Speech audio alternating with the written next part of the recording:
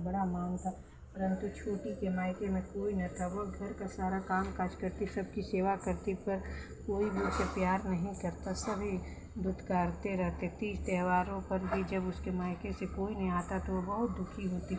हर वर्ष की तरह इस वर्ष भी करवा चौथ का व्रत आया। अन्य बहुओं के मायके से उनके छोटे भाई करवा लेकर आए, पर छोटी के मायके में यदि कोई होता तो करवा लाता न।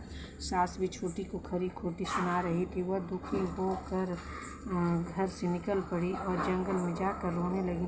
एक नाग बहुत देर से उसका रोना सुन रहा। अंत में वह अपने बिल से निकल आया और छोटी बहू से पूछने लगा, बेटी क्या बात है, तुम रो क्यों रही हो? छोटी बोली, आज करवा चौथ है, मेरा कोई भाई नहीं है। यदि मेरा करवा लेकर आता। नाग को छोटी बहू पर दया आई।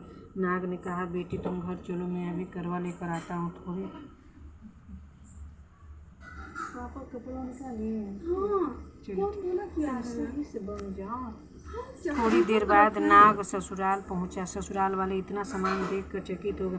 सास भी प्रसन्न हो गई। सास ने प्रसन्न मन से छोटी बहू को नाग देवता के साथ भेज दिया। नाग देवता ने छोटी बहू को अपना सारा महल दिखाया और कहा, जितने दिन चाहो आराम से रहो, मन चाहा खाओ, मन चाहा पहनो, पर एक बात याद रखना, सामने खड़ी नाद कभी मत खोलना।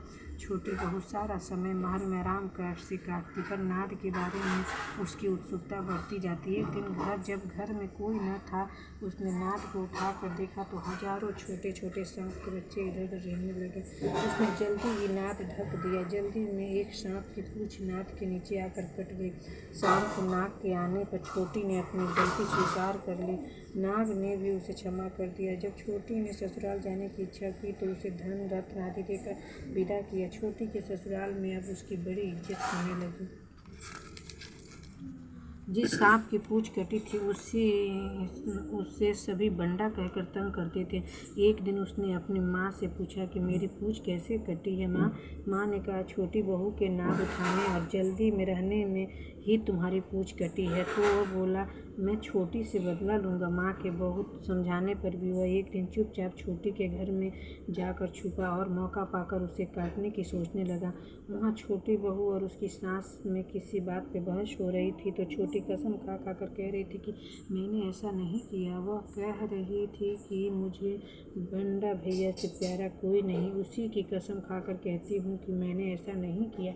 बंडा ने जब बात सुना तो सोचने लगा, मुझसे इतना प्यार करती है, मैं उसे ही काटने आया हूँ। वह चुपचाप घर चला गया। माँ ने पूछा, ले आए बहन से बदला? वह कहने लगा, माँ बहन से कैसा बदला? तभी ने बंडा भाई व छोटी बहन हुए। भाई प्रति वर्ष चौथ के दिन करवा लेकर जाता। वह बहन बड़े प्यार से करवा चौथ का व्रत करती। करवा माता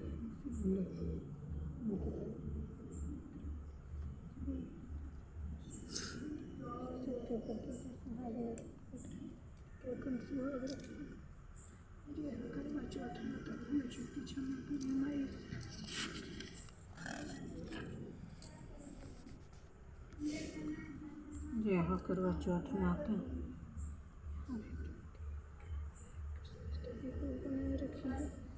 प्राचीन काल में करवा नाम की एक पवित्र स्त्री अपने पति के साथ नदी किनारे गांव में रहती थी। कार्तिक मास के कृष्ण पक्ष की चतुर्थी चौथ के दिन उसका पति नदी में स्नान करने के लिए गया। स्नान करते समय एक मगरमच्छ ने उसका पैर के साथ जाकर मगरमच्छ को उन्होंने अंकुर भेज दिया और करवा के पति को दीर्घायु प्रदान की।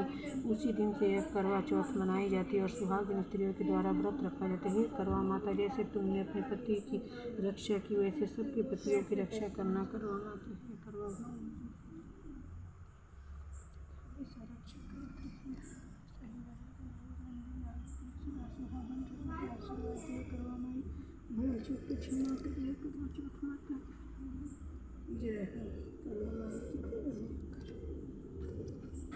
पापा आ जाए तो आरती करूँ।